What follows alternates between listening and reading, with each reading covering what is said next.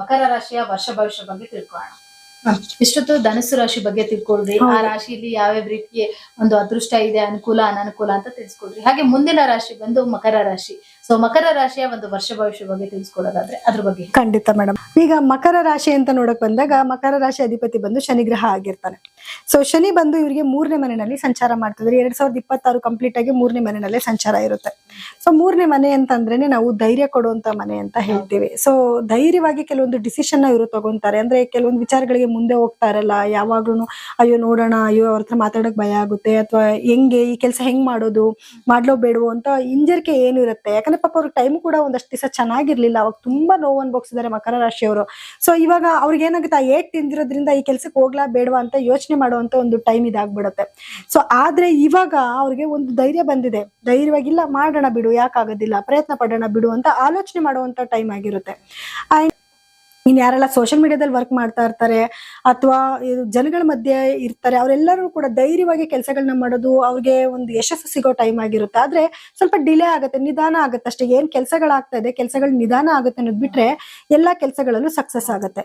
ಇನ್ನ ಇವರ ತಮ್ಮ ತಂಗಿ ಅಥವಾ ಅಂದ್ರೆ ಯಾರೇ ಇವ್ರಿಗಿಂತ ಚಿಕ್ಕವ್ರು ಯಾರೇ ಇದ್ರು ಕೂಡ ಅವ್ರ ಜೊತೆ ಸ್ವಲ್ಪ ಮನಸ್ತಾಪಗಳಾಗುವಂಥದ್ದು, ಸ್ವಲ್ಪ ದೂರ ಹೋಗೋದು ಅವರಿಂದ ಒಂಚೂರು, ಅಥವಾ ಅವ್ರ ಬಗ್ಗೆ ನೆಗೆಟಿವಿಟಿನ ಕೇಳಿಸ್ಕೊಳ್ಳೋದು, ಅಥವಾ ಯಾರೋ ಚಾಡಿ ಮಾತುಗಳನ್ನ ಕೇಳಿಸ್ಕೊಂಡು ಮನಸ್ಸನ್ನ ಹಾಳು ಮಾಡ್ಕೊಳ್ಳೋದು, ಈ ರೀತಿನೂ ಕೂಡ ಆಗೋ ಸಾಧ್ಯತೆಗಳು ಜಾಸ್ತಿ ಇರುತ್ತೆ. ಶನಿಯ ಒಂದು ಸಂಚಾರದ ನಂತರ ಸ್ವಲ್ಪ ಸಂಬಂಧಗಳಲ್ಲಿ ಏನ್ ಬಿರುಕಾಗಿದೆ ಅದು ಸರಿ ಹೋಗ್ತಾ ಇರುತ್ತೆ. ಇನ್ನ ಏನು ರಾಹುವಿನ ಸಂಚಾರ ಅಂತ ನೋಡಕ್ ಬಂದಾಗ 2ನೇ ಮನೆಯಲ್ಲಿ ರಾಹುವಿನ ಸಂಚಾರ ಏನಂದ್ರೆ ಧನಸ್ಥಾನದಲ್ಲಿ ಬಂದು ರಾಹು ಕುತ್ಕೊಂಡಿದ್ದಾನೆ, ಕುಟುಂಬ ಸ್ಥಾನದಲ್ಲಿ ರಾಹು ಕೂತಿದ್ದಾನೆ. ಕುಟುಂಬದ ಸ್ಥಾನದಲ್ಲಿ ರಾಹು ಕುತ್ಕೊಂಡಾಗ ಕುಟುಂಬದಲ್ಲಿ ಯಾರಿಗಾದ್ರೂ ಒಬ್ಬರಿಗೆ ಆರೋಗ್ಯ ಹಾಳಾಗೋದು, ತುಂಬಾ ಬೇಕಾಗಿರೋ ವ್ಯಕ್ತಿ ಆಗಿರ್ಬೋದು, ಅಂದ್ರೆ ತಂದೆ, ಮಾವ, ಈ ರೀತಿ, ಅಥವಾ ಅತ್ತೆ, ತಾಯಿ ಆಗಿರ್ಬೋದು, ಅಥವಾ ಇನ್ಯಾರಾದ್ರೂ ಕುಟುಂಬಸ್ಥರಲ್ಲಿ ಯಾರಿಗಾದ್ರೂ ಒಬ್ಬರಿಗೆ ಸ್ವಲ್ಪ ರಕ್ತಕ್ಕೆ ಸಂಬಂಧಪಟ್ಟಿರೋ ಸಮಸ್ಯೆಗಳು ಬರೋ ಸಾಧ್ಯತೆಗಳು ಜಾಸ್ತಿ ಇರುತ್ತೆ. ಸೊ ಆತರ ಏನಾದ್ರು ಆದಾಗ ದಯವಿಟ್ಟು ಅದಕ್ಕೆ ನೀವು ಏನೋ ಡಾಕ್ಟರ್ ಹತ್ರ ಪ್ರಿಕಾಷನ್ ತಗೊಂಡು ಅದಕ್ಕೆ ತಕ್ಕ ಮೆಡಿಸಿನ್ ತಗೊಂಡ್ಬಿಟ್ರೆ ಅದರಿಂದ ಡೆವಲಪ್ಮೆಂಟ್ ಆಗೋದನ್ನ ಖಂಡಿತವಾಗ್ಲೂ ತಡಿಬಹುದು. ಇನ್ನ 2ನೇ ಮನೆಯಲ್ಲೇ ರಾಹು ಇರೋದ್ರಿಂದ ಮಾತಲ್ಲಿ ತುಂಬಾ ಕಂಟ್ರೋಲ್ ಆಗಿರ್ಬೇಕಾಗತ್ತೆ. ಯಾಕಂದ್ರೆ ಪ್ರೆಷರ್ ಜಾಸ್ತಿ ಇರುತ್ತೆ. ಏನ್ ಮಾತಾಡ್ತೀರಾ ಅನ್ನೋದು ನಿಮ್ಗೆ ಗೊತ್ತಿರೋದಿಲ್ಲ, ಏನೇನೋ ಮಾತಾಡ್ಬಿಡೋದು, ಅದರಿಂದ ಪಾಪ ನೆಗೆಟಿವಿಟಿ ಆಗೋದು. ಆಮೇಲೆ ಇವರೇ ಫೀಲ್ ಮಾಡ್ಕೊಂತಾರೆ, ನಾನು ಅನ್ಬಾರ್ದಾಗಿತ್ತು, ನನ್ಗೆ ಹಿಂಗ ಆಗೋಯ್ತಲ್ಲ.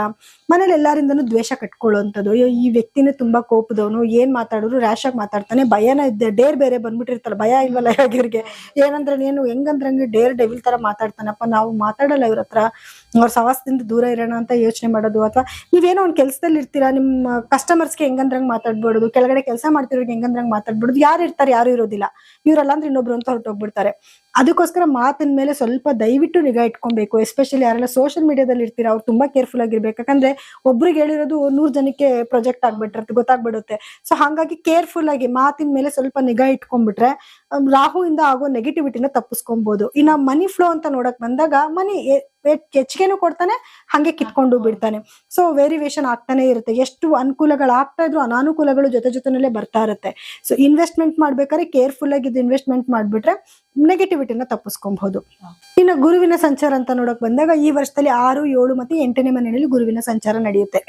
6ನೇ ಮನೆಯಲ್ಲಿ ಇರೋವರೆಗೂ ಏನಾಗುತ್ತೆ, ಇವ್ರಿಗೆ ಯಾರೆಲ್ಲ ಉದ್ಯೋಗಸ್ಥರು ಇರ್ತಾರೆ ಅವ್ರಿಗೆಲ್ಲರಿಗೂ ಕೂಡ ಪ್ರಮೋಷನ್ ಆಗೋದು, ಹೊಸ ಹೊಸ ಉದ್ಯೋಗದ ಅವಕಾಶಗಳು ಹುಡ್ಕೊಂಡು ಬರುವಂತದ್ದು, ಇದೆಲ್ಲಾನು ಕೂಡ ಅವ್ರಿಗೆ ಆಗ್ತಾ ಇರುತ್ತೆ. ಮತ್ತೆ ಕೆಲಸದಲ್ಲೂ ಅಷ್ಟೇ ಇವ್ರು ಮಾಡೋ ಕೆಲಸಗಳನ್ನ ಗುರುತಿಸಿ ಮೇಲಧಿಕಾರಿಗಳಿಂದ ಪ್ರಶಂಸೆ ಬರುವಂತದ್ದು, ಹೊಗಳೋದು. ಅಟ್ಲೀಸ್ಟ್ ಕೊನೆಗೂ ಅಯ್ಯೋ ನಾನು ಮಾಡಿದಕ್ಕೆ ಅಟ್ಲೀಸ್ಟ್ ಇವ್ರ ಕಣ್ಣಿಗೆ ಕಾಣಿಸಿದ್ನಲ್ಲ, ಏನೋ ಹೊಗಳ್ತಿದ್ರಲ್ಲ ಅಂತ ಖುಷಿ ಪಡೋ ಸಂದರ್ಭ ಕ್ರಿಯೇಟ್ ಆಗುತ್ತೆ. ಒಳ್ಳೊಳ್ಳೆ ಆಪರ್ಚುನಿಟೀಸ್ ಕೆಲಸದವ್ರಿಗೆ ಬರ್ತಾ ಇರುತ್ತೆ. ಮುಖ್ಯವಾಗಿ ಏನು ಅಂತಂದ್ರೆ ಈಗ ಈ ಗುರುಗ್ರಹದ ಅನುಗ್ರಹದಿಂದ ಏನಾಗುತ್ತೆ, ಲೋನ್ಗಳು ಏನಾದ್ರು ಅಪ್ಲೈ ಮಾಡಿದ್ರೆ ಲೋನ್ಗಳು ಸ್ಯಾಂಕ್ಷನ್ ಆಗೋದು, ಸಾಲ ತೀರ್ಸಕ್ ಒಂದು ದಾರಿ ಆಗುವಂಥದ್ದು. ಆದ್ರೆ ಆರೋಗ್ಯದಲ್ಲಿ ಸ್ವಲ್ಪ ಏರುಪೇರ್ ಆಗುತ್ತೆ. ಶುಗರು, BP ಏನಾದ್ರು ಕಾಣಿಸ್ಕೊಳ್ಳೋದು, ಏನಾದ್ರು ಸಣ್ಣ ಪುಟ್ಟ ಸಮಸ್ಯೆಗಳು ಬಂದ್ರು ಕೂಡ ಇವ್ರು ಇಮಿಡಿಯೇಟ್ ಆಗಿ ತೋರಿಸ್ಕೊಂಡ್ರೆ ಆ ನೆಗೆಟಿವಿಟಿಯಿಂದನೂ ಇವ್ರು ಸ್ವಲ್ಪ ಈಚೆ ಕಡೆಗೆ ಬರ್ಬೋದು. ಎಸ್ಪೆಷಲಿ ಶುಗರು, BP ಅಂತ ಬರೋ ಚಾನ್ಸಸ್ ಜಾಸ್ತಿ ಇರುತ್ತೆ. ಕೇರ್ಫುಲ್ ಆಗಿರಿ.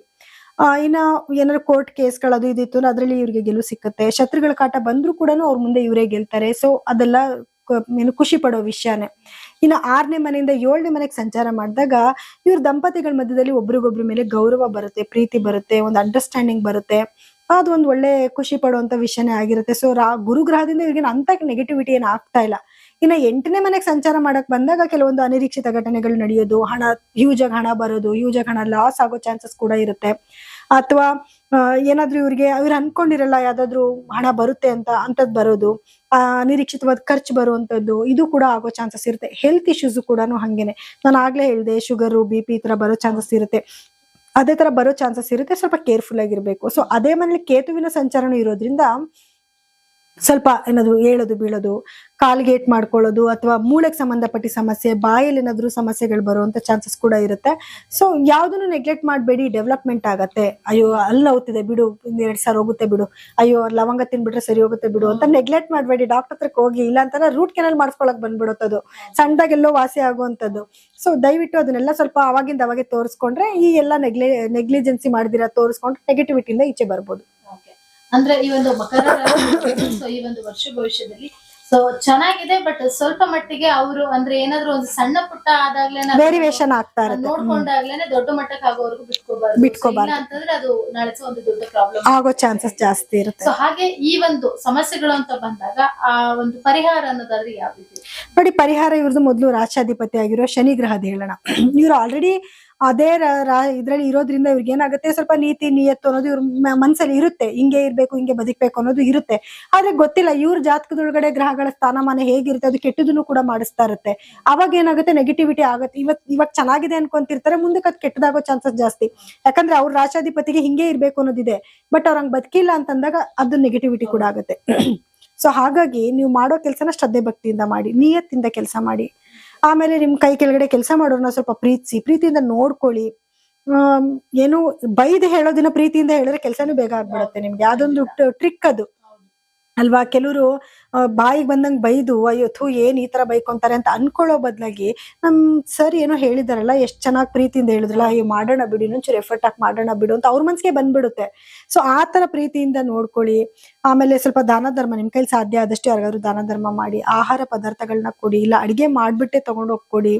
ಇದೆಲ್ಲ ಮಾಡೋದ್ರಿಂದ ಶನಿಯ ಅನುಗ್ರಹ ತುಂಬಾ ಚೆನ್ನಾಗಿರುತ್ತೆ. ಇನ್ನ ರಾಹು ಅಂತ ಬಂದಾಗ ಜಾಸ್ತಿ ದುರ್ಗಾದೇವಿ ದೇವಸ್ಥಾನಕ್ಕೆ ಹೋಗೋದು, ದುರ್ಗಾ ಸಪ್ತಶತಿ ಕೇಳುವಂಥದ್ದು, ಇದನ್ನೆಲ್ಲ ಮಾಡ್ಕೊಳ್ಳೋದ್ರಿಂದ ದುರ್ಗಾದೇವಿಯ ಒಂದು ಅನುಗ್ರಹ ಚೆನ್ನಾಗಿರುತ್ತೆ. ಇನ್ನ ಗುರು ಅಂತ ಬಂದಾಗ ಗುರುಗಳ ದೇವಸ್ಥಾನಕ್ಕೆ ಹೋಗೋದು, ಗುರುಗಳ ಬೀಜ ಮಂತ್ರನ ಪಠನೆ ಮಾಡುವಂಥದ್ದು, ಇದೆಲ್ಲ ಮಾಡೋದ್ರಿಂದ, ಮತ್ತೆ ಕಡ್ಲೆಕಾಳನ್ನ ಜಾಸ್ತಿ ಸೇವನೆ ಮಾಡುವಂಥದ್ದು, ಸ್ಟಡಿ ಮೆಟೀರಿಯಲ್ಸ್ ನ 8ನೇ ಮನೆ ಗುರು ಬಂದಾಗ ಸ್ವಲ್ಪ ವಿದ್ಯಾರ್ಥಿಗಳಿಗೆ ಸ್ಟಡಿ ಮೆಟೀರಿಯಲ್ಸ್ ನ ತಗೊಂಡೋಗಿ ಕೊಡೋದು, ಇದರಿಂದ ಏನಾಗುತ್ತೆ, ಗುರುವಿನ ಅನುಗ್ರಹ ತುಂಬಾ ಚೆನ್ನಾಗಿರುತ್ತೆ. ಇನ್ನ ಕೇತು ಅಂತ ಬಂದಾಗ ಗಣಪತಿ ಆರಾಧನೆ ಜಾಸ್ತಿ ಮಾಡೋದು, ಎಕ್ಕದ ಗಿಡಕ್ಕೆ ನಮಸ್ಕಾರ ಮಾಡ್ಕೊಳ್ಳೋದು, ಅಥವಾ ಬೀದಿ ನಾಯಿಗಳಿಗೆ ಆಹಾರ ಅರ್ಪಿಸೋದು, ಇದನ್ನ ಮಾಡ್ಕೊಂಡ್ರೆ ತುಂಬಾ ಒಳ್ಳೇದಾಗತ್ತೆ. ಇನ್ನ ಬೇರೆ ಬೇರೆ ಗ್ರಹಗಳ ಸ್ಥಾನಮಾನದಲ್ಲಿ ಸ್ವಲ್ಪ ವೇರಿಯೇಷನ್ಸ್ ಚೆನ್ನಾಗೂ ಆಗುತ್ತೆ, ಸಮಟೈಮ್ಸ್ ಚೆನ್ನಾಗಲ್ಲ. ಈ ರೀತಿ 2026ರಲ್ಲಿ ನಡೀತಾನೆ ಹೋಗುತ್ತೆ. ನೋಡಿದ್ರಲ್ಲ ವೀಕ್ಷಕರ, ಈ ಒಂದು ಮಕರ ರಾಶಿಯ 2026ರ ವರ್ಷ ಭವಿಷ್ಯ ಹೇಗಿತ್ತು ಅಂತ. ಹಾಗಿದ್ರೆ ಬನ್ನಿ ಮುಂದಿನ ರಾಶಿ ಬಗ್ಗೆ ತಿಳ್ಕೊಳ್ಳೋಣ.